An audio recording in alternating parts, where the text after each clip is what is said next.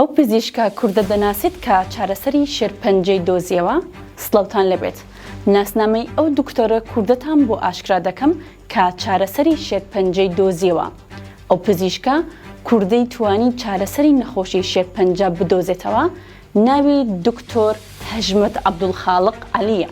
مامۆستایە لە کۆلێژی پزیشکی دهۆک.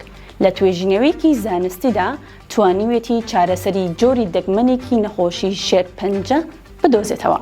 ئەم پزیشکە بە هەمەهەنگی لەگەڵ 9 لێکۆڵەری زانکۆی سەکتی هەنگاریە توانیوێتی دەرمانێک بۆ یەکەم جار لەسەر ئاستی جیهان بۆ چارەسەری شێرپەنجەی منداڵدان بدۆزێتەوە. ئەم ستافە ناویان لە دەرمانەکە ناوە CCF کە لە ڕۆکی سنترا پاڵۆس پاوسیلیفرۆس بەرهەم هێنراوە.